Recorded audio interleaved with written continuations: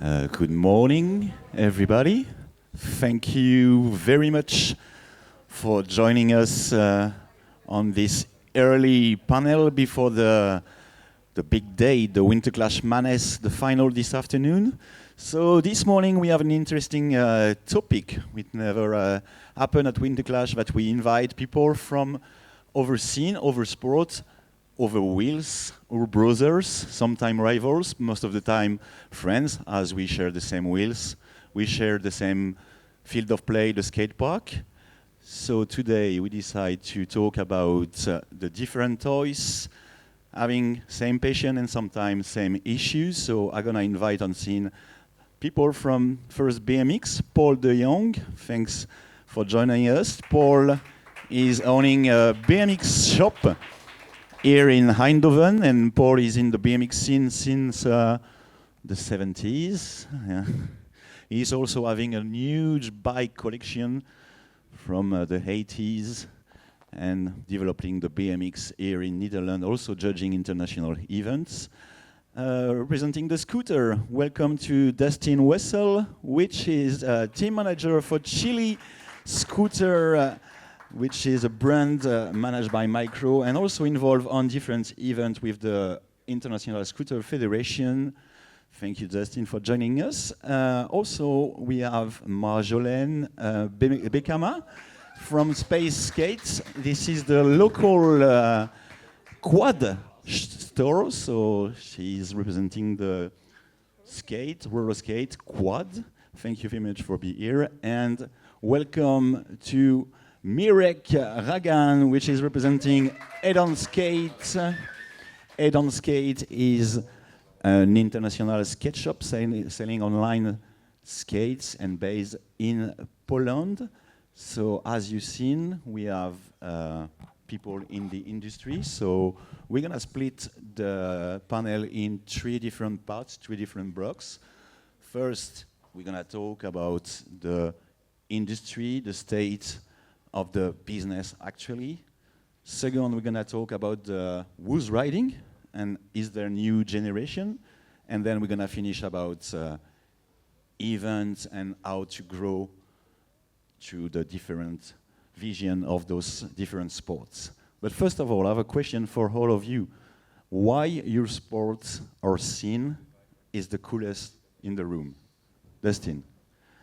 Let's start with me. First of all, thank you that I can be here, because I think this topic is really, really great to bring the different sports together. So I'm really looking forward to this. And about your first question, why is stunt scootering the coolest? I think there we have the first issue of our different sports that we have to talk about that question, because I guess no one or no sport has to be the coolest. We should definitely make some more things together. As it was when I was young, I came to the skate park, everybody was just riding and this was important and no one was the coolest. That was it. Nice. Mirek, why blading is the coolest? Why blading is the coolest? That's a good question. Maybe because we have an event like that, like Winterclash, and it's a very nice event, big event. And yeah, maybe because of that. Yeah, I think that's what makes our sport the coolest, right? So the scene, the scene. I think the scene, and yeah, that's what I think. Mayo, why the quad looks the coolest for you? I think a couple of reasons. I really like old school stuff. I think roller skates are really old school, so that makes it cool in and of itself. And it's female dominated, which obviously as a female, I really like that. Yeah, and I think it's not new, but it has a revival, and the women that are doing it, well, basically everyone's doing it, but I can see some really, really extreme and cool tricks coming from women, so that makes it really cool to me. Good, good. And Paul, why for you the BMX is the coolest? BMX go higher and faster. Thank you, Paul. So I say we're gonna start with the first part, which is kind of the statement of the industry. We all know by talking with friends, with shops, that during the COVID, at the end of the COVID, the sales grew a lot. After the pandemic, also the shop were selling a lot of skates, scooter, BMX, and after that, the sales go really, really down, and looks like the shop and some brands are struggling with stocks. Paul, in BMX, I'm pretty sure you seen a lot of upside down since all Yeah, those since years. '79, yeah, Yeah. it changed, but like in the early '80s, we had like 100,000 till 500,000 BMX bikes in Holland, because everyone had one, and now we're down to 10.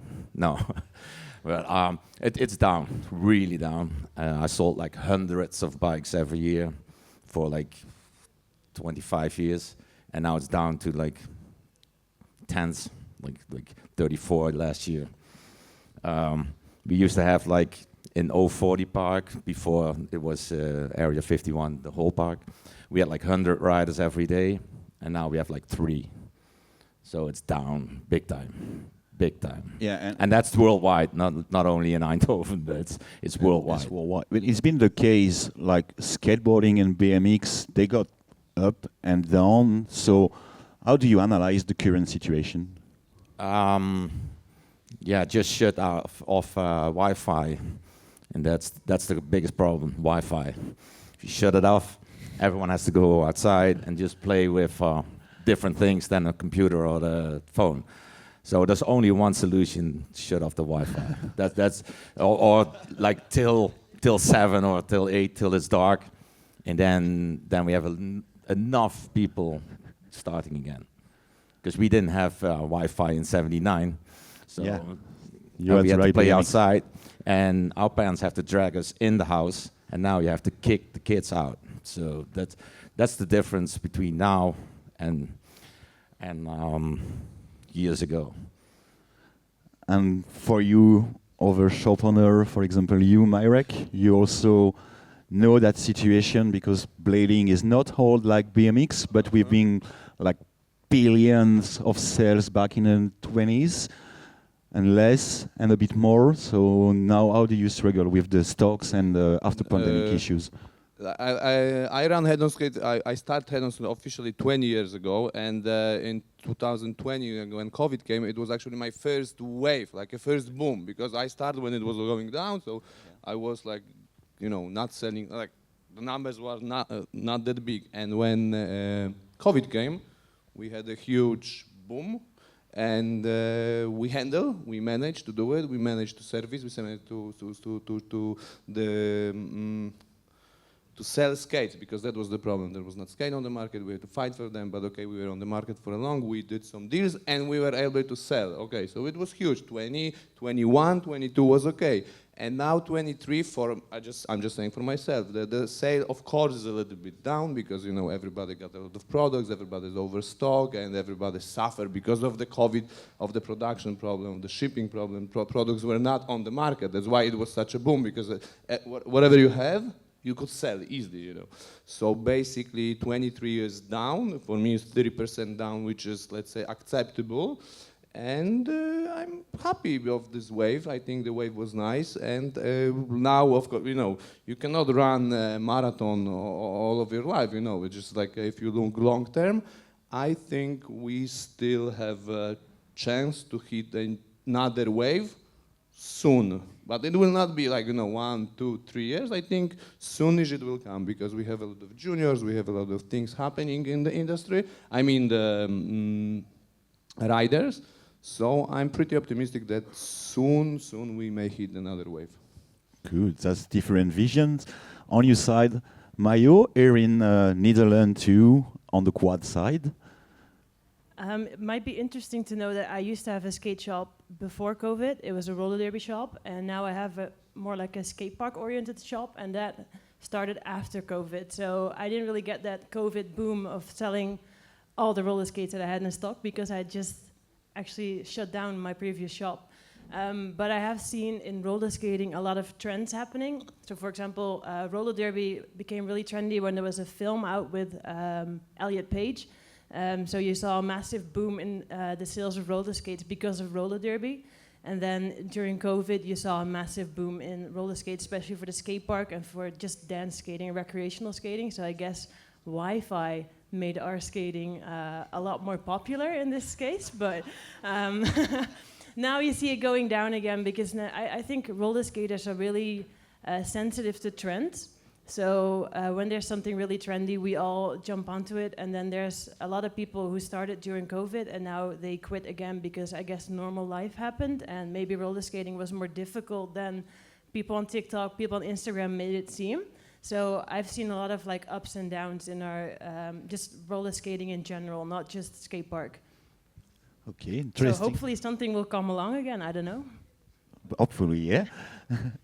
And Dustin, the scooter is the youngest in the scene. How's the industry going those days for you guys? Yeah, so it still feels very new for me all the time. When I go to the skate park, I'm really like, okay, I know I'm new here. You guys have more history, blah, blah, blah. But sometimes when I think about it, I'm working in this industry for 15 years now, which is a long time. I'm 26 years old, and nearly my whole life I'm working with scooters, I'm working with people in skate parks.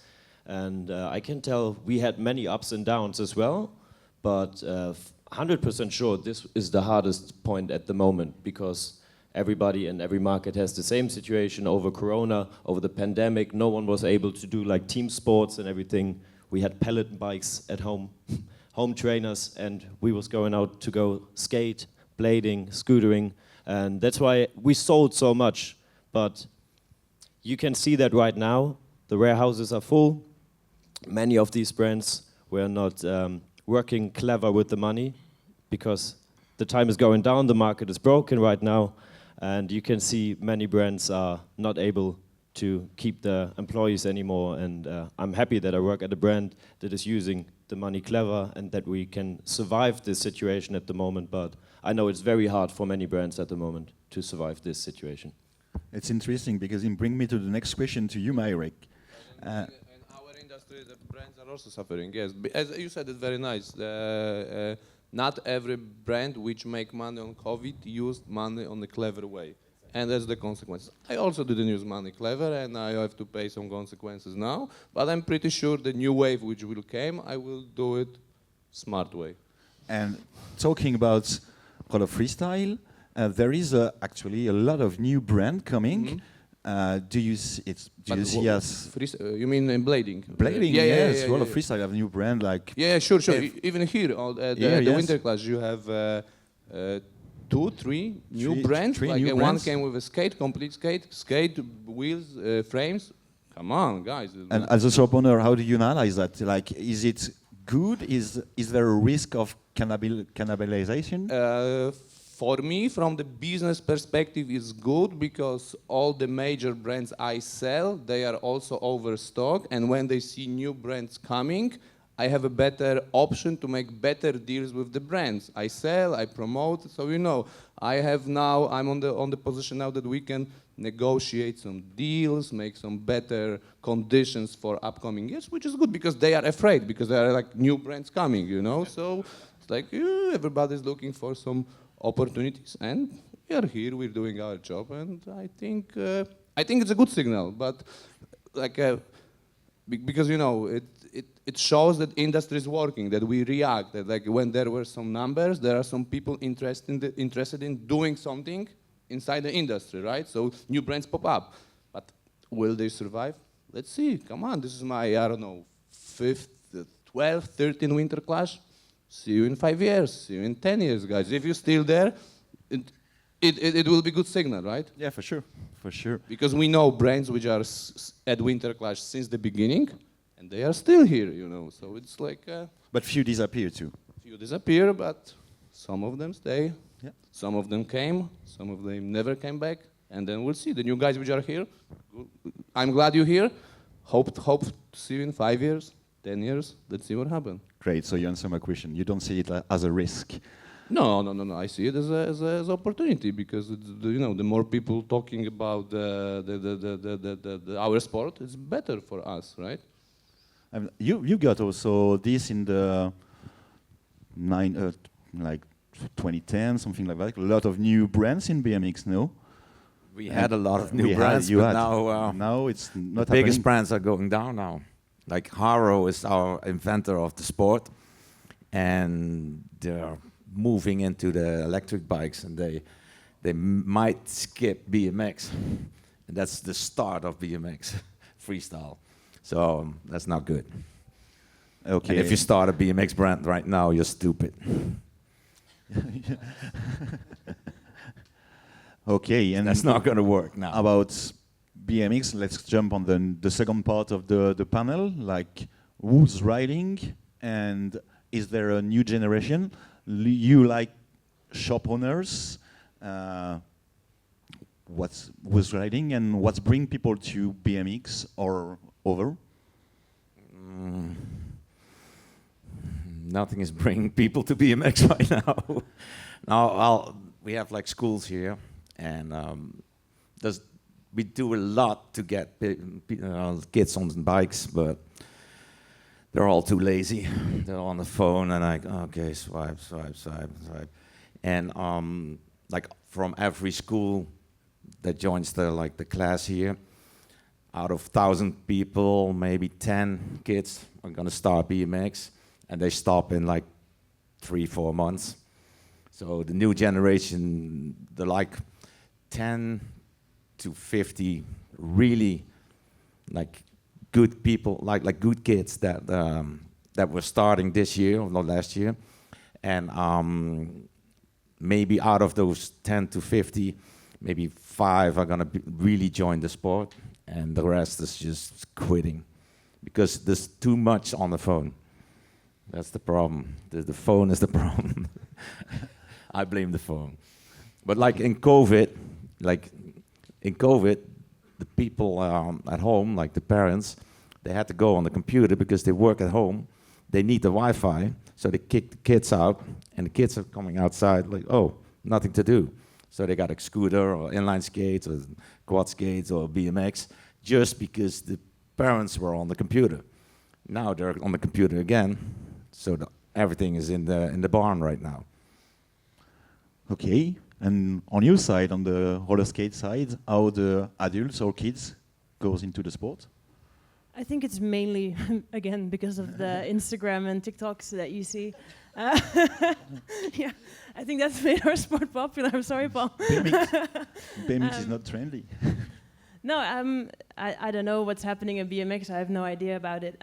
But in roller skating, I started roller skating in 2010. I guess I was one of the people that started because of that film with Elliot Page and Drew Barrymore, so I was on that wave. With skatepark skating, it started, I think, well, it's always been there, but its revival started a little bit in, I guess, 2014, and then it remained kind of really like a niche within a niche. Like I used to sell skatepark stuff in my roller derby shop, and we wouldn't really sell a lot.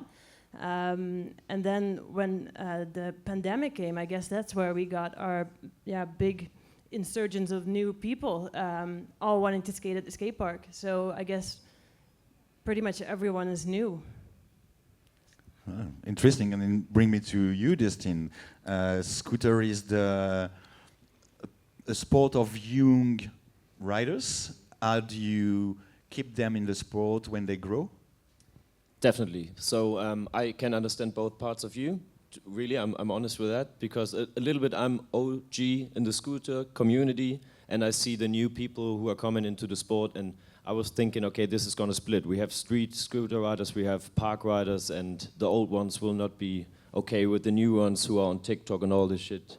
When I say, I understand you with that, but a little bit, it's a little bit important as well. And last year, we did the European Championship, and I was traveling so much, every month, a different country, different competition, and everybody came together, and this was the first time I was really realizing, no, it's not splitting, it's really, we have riders in every age, and they understand each other so good. I like to see this kind of family is now getting more, it's getting bigger, and in all the competitions, you see the riders together, they are happy, they are coming to me and say, we met these riders a few months ago, and they are not just on the competition. After the competition, they hang out, they go to the city, they make photos together, and then they need the Instagram to share it, and then they need this to connect. So I think we have people overall, all age, and a big family right now, even if we are a new sport. Can I reply to that? Because if I look at the scooter riders, they're the only ones with their Instagram handles on their helmets. So I think What handles you mean? the Instagram handles, they have like this sticker on the helmet, like follow me on Instagram. Yeah, definitely. That's what I mean. This is a little bit more the newer generation. So we also have the street riders, but they are good with each other. So And they also have a lot of YouTube channels and stuff like that, talking to the youth. exactly, yeah. And talking to the youth, Mirek, as a shop owner, you probably see new consumers coming to the shop. What bring them to the sport, and what did they ask first?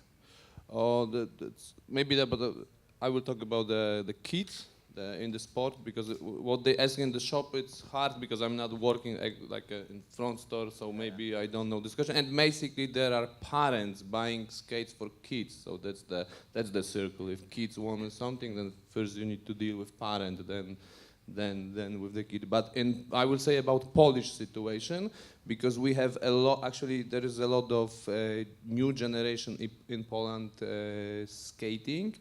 And this is mainly because a huge inline school structure in Poland, which is happening. We have a lot, easily I can say we have 20 schools all around the Poland, which are teaching skating in a regular basis, which is like classes happening in a weekly let's say weekly.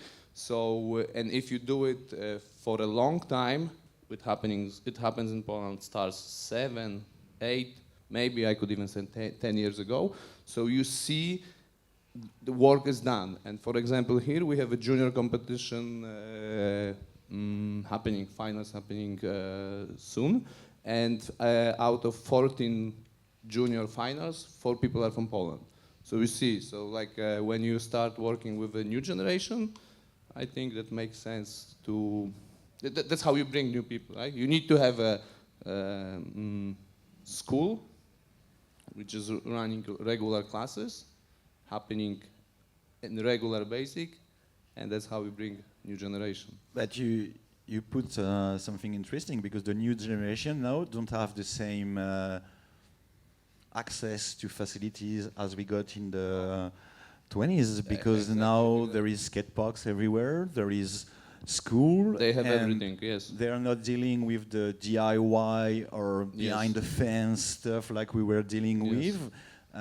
So it's pretty new. How do you experience it on your sports? Plus, one more thing is the internet thing, because now they can watch everything like right away. You know, when we were young, you wait for the video. It was a premiere. It was like, you know, you watch one video 10,000 of times. You knew every move. And now you have, you know, videos coming every day, like 5, 10 cool videos every day. So you can, you know, freak out as a... I was writing letters to guys in the USA. Wait for 6 weeks before they have a letter. Came back, and after 12 weeks, I could know how to do a trick. That's a little bit different than now, like 10 video clips in one day. But the facilities are way, way, way, way better than before. Like we have pump tracks in Eindhoven, I think 3 or 4 skate park. Yeah, we didn't have this in the whole world in '79, and like. The facilities are way better. Everything is laid down for the kids to start, but to start, that's the problem. And they see, oh, wait. They see clips of someone doing a triple backflip. That's the other problem. They see the triple backflip, and they show up in the skate park, and they can't even ride straight. That's another problem.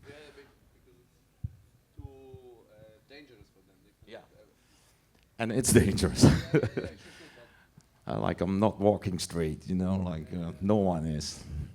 But in the end, it's motivation. Sorry, we can keep going with this. In the end, it's motivation, because they think, okay, we have the small ramps here, but this is the ramp to get somewhere. I want to be like this guy who's doing the triple backflip. I want to do 4 one day. So that's true, but between riding straight and doing a triple backflip, that's a big difference. It used to be like we were like half as bad as the pros, but now you're like 1% of a pro.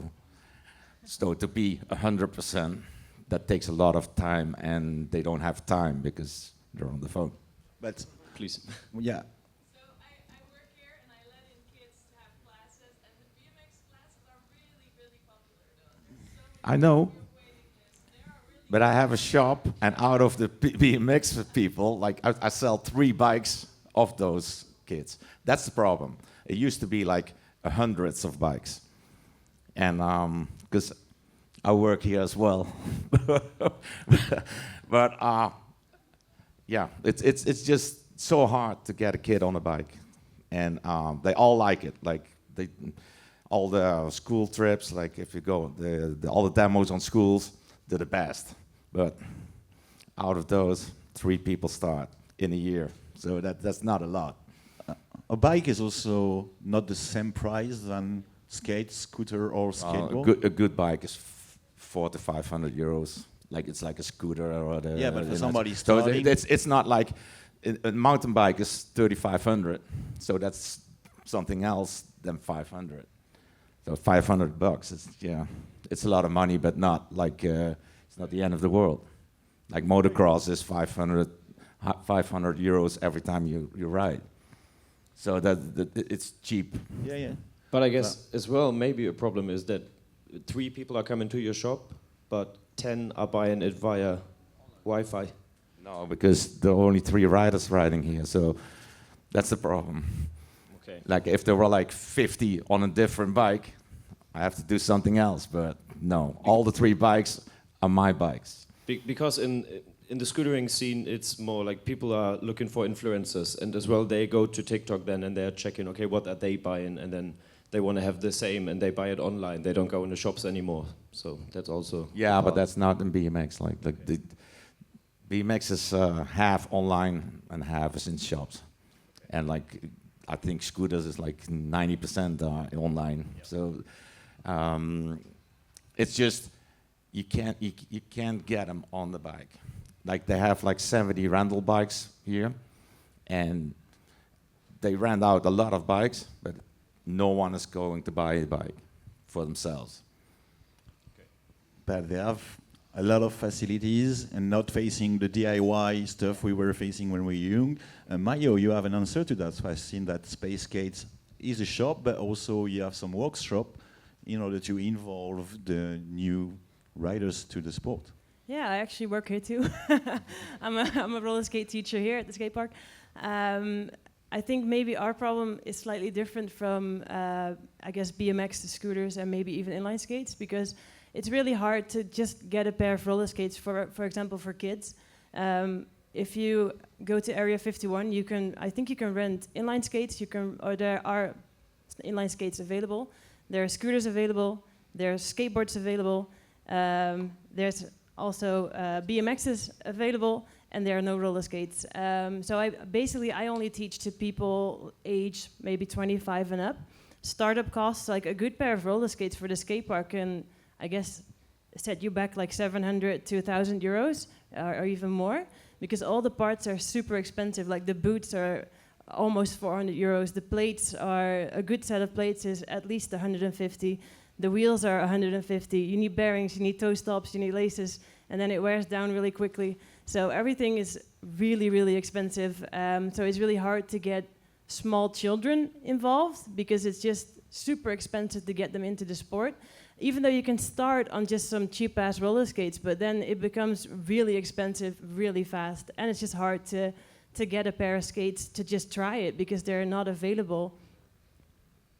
Okay, and my next question is also for you. The action sports and the wheel sport have been dominated by male mostly through the years.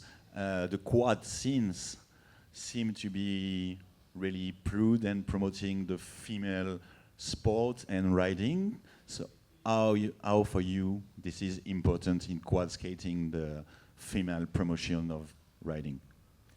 Well, yeah, I guess it's very important. I sell mostly to just women. I have had a couple of guys buy stuff from me, but yeah, it's female dominated, so it's really important. But I guess I don't want to be very sexist, but I guess women find it really difficult to with the technical stuff. They're like, they're afraid to really do the research, I guess, or to just be like, oh, I know how this works. I know how to put a pair of bearings into my wheels. I know how to adjust my skates. I know how to put a grind block on them.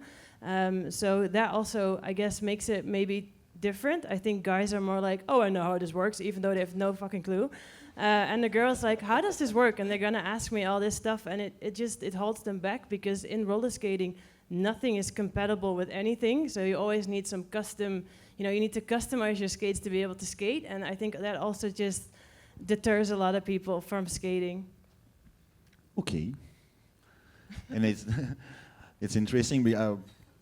We know that there is more and more also quad riders trying the inline roller freestyles.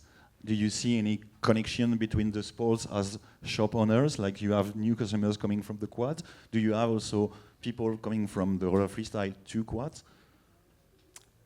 I don't think so. No? Not a lot. No, not for me. No.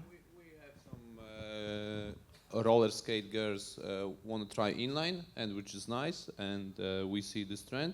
But what works in Poland is that some of the, because there's not such, roller skating is not that developed. We don't have schools and anything, and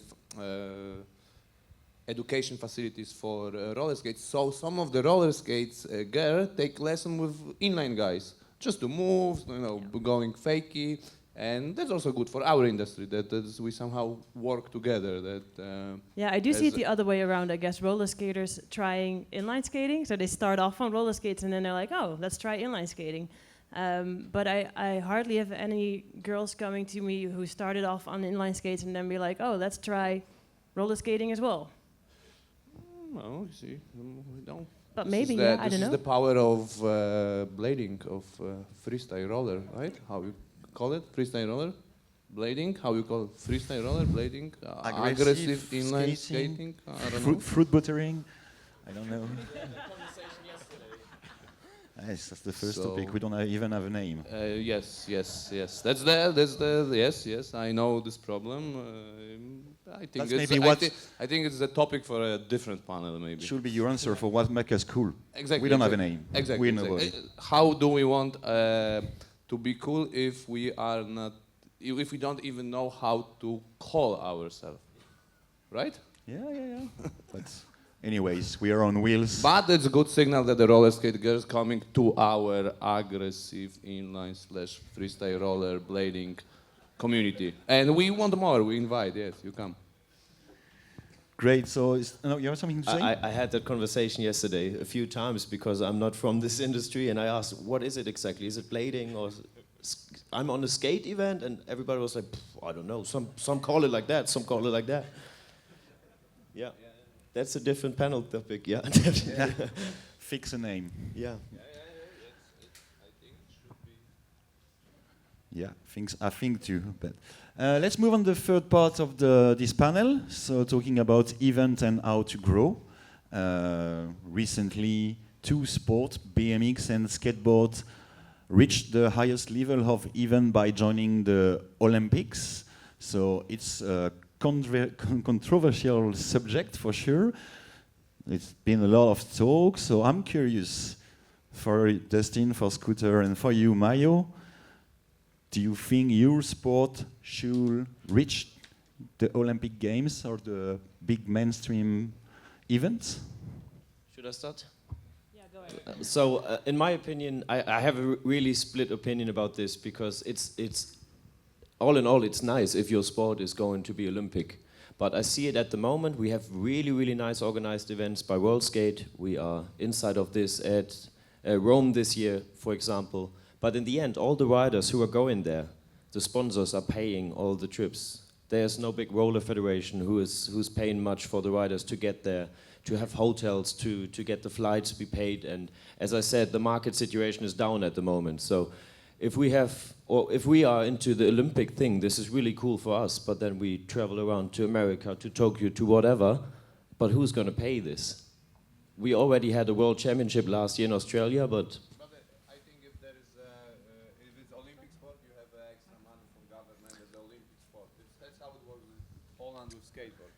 Yeah, I agree. But I mean, on the way to come there, I see this at the moment. It's really hard already, because most of riders are not even able to go to a competition which is like over 2 borders, you know. And Yeah, but if but the sports reach the level of being on the Olympics, if your that means the government federation are involved, Yes. and they are paying the trips, the travel, the food, and even some medical staff, some mental health staff, and everything for put the riders in a good competition condition to compete. So That would happen in Poland like 2-3 years ago, because skateboard went Olympics, and the Polish Federation suddenly got the money from Polish Olympic Committee or whatever how it's called, and it's like an extra stream of money aside from the Polish Federation, and this is for trips, for personal trainer, for everything. And but these guys are working in a regular basic to be on the shape as a sports person,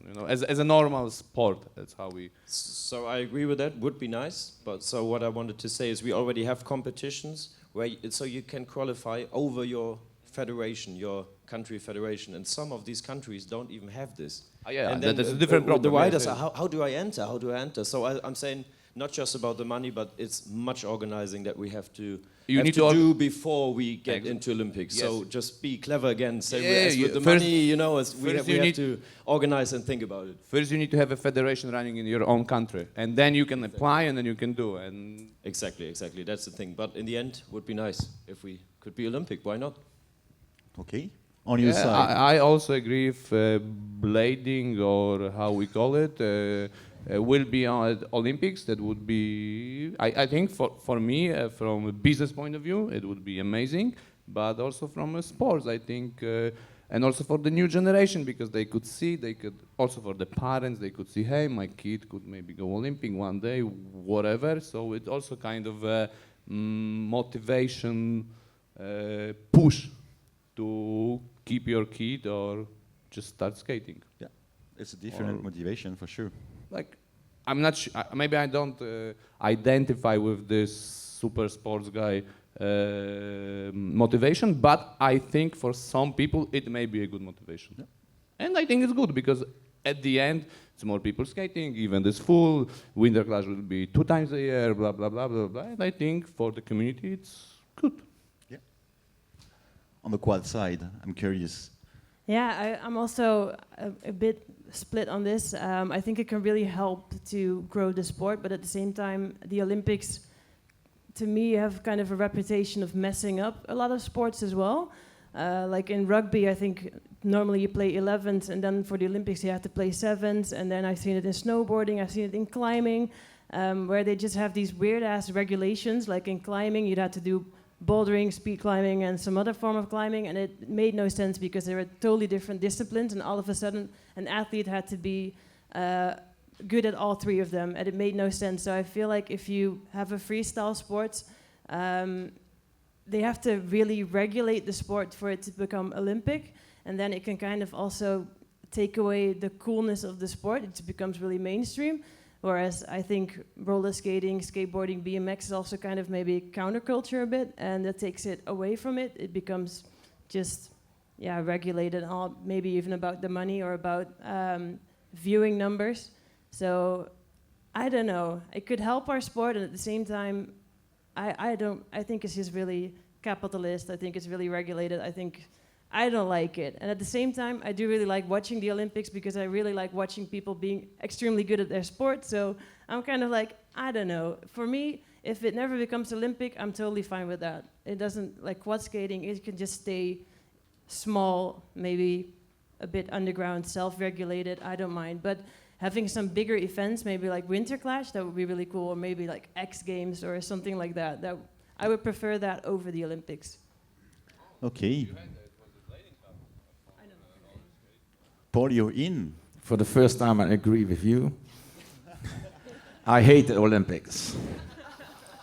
I rode with my brother for 45 years, and now he's the boss of the Olympics BMX thing. He's in Japan right now. They're having a World Cup in Japan in March. It's raining. The whole event is cancelled. So that sucks. do contests in Dubai, Saudi Arabia, Dakar. I don't even know where it is. It sucks. It sucks. I stopped racing BMX. That's a different sport, but that's like you go over the finish line. The first one over the finish line wins. That's a sport. We have freestyle, so I went to freestyle because I didn't want to have regulations.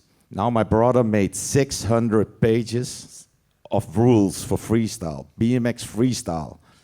600 pages. No, so no, like, no. if the wind is coming from the side, you can't ride, or blah, blah. He's standing with a wind meter, with a tie and a hat, with a wind meter, and says like, oh, no, you can't ride, because it's a 0.5 too much.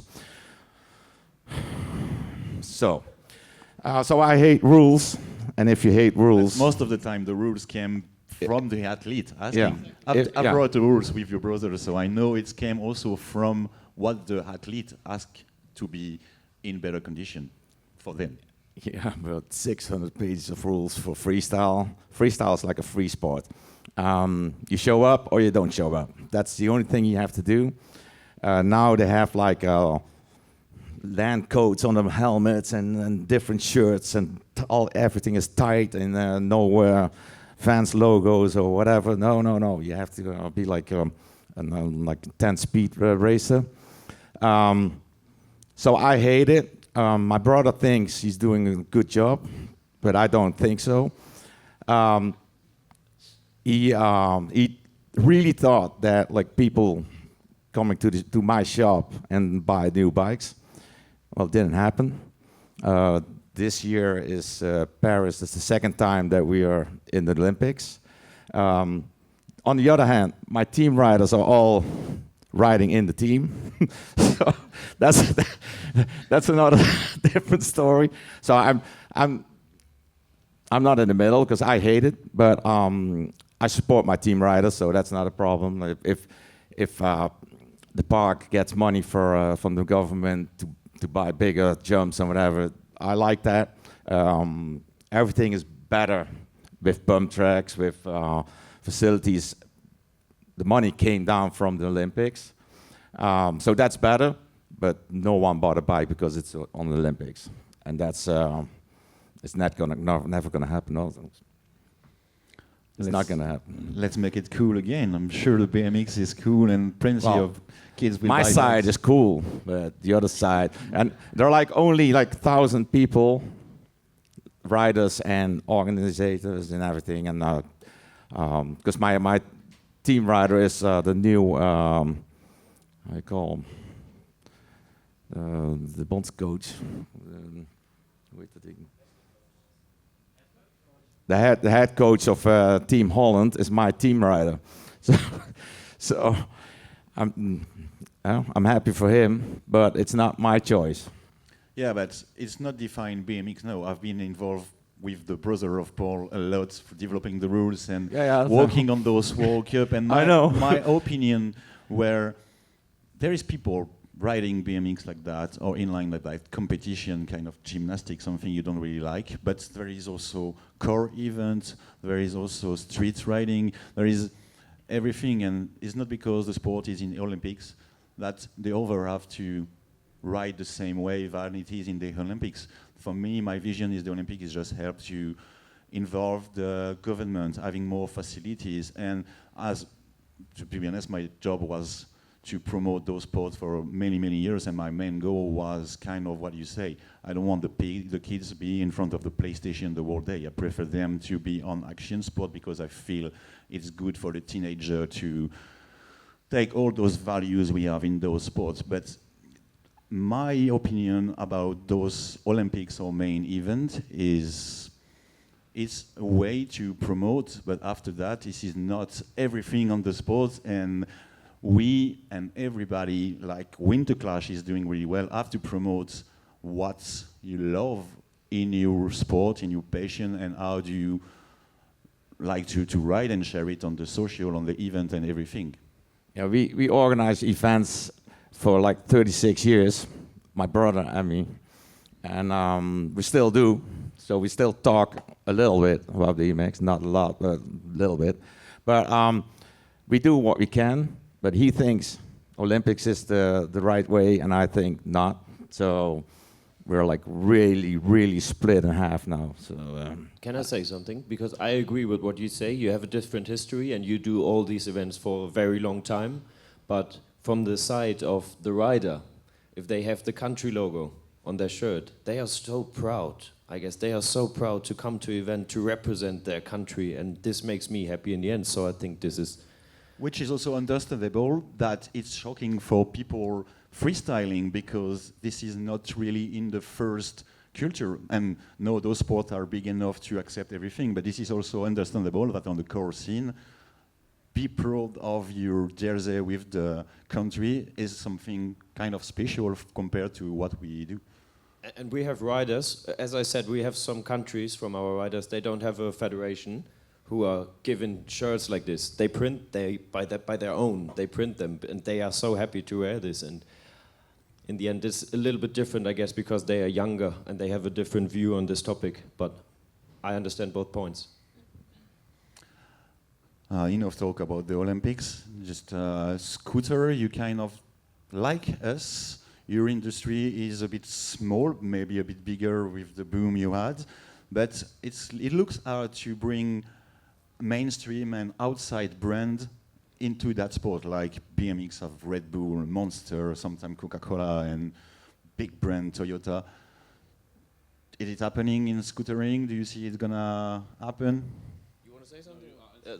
I'm actually. This is a really great question, because I can say very proudly, last year, as I said already, they gave me the European Championship to organize it, and it was the really first year Red Bull supported it. I'm very proud about this. It was very hard to get them on board, because most of you know, to get in touch with someone from Red Bull, you cannot Google contact and then you find all the mails. It's very hard to get in touch with them. And it was many calls on Zoom, many presentations about how is scootering growing. They had the view on scootering like, aren't you just a 16-year-old kid? You're not even allowed to drink Red Bull. And I said, no, it's different. I'm 26. Send me something.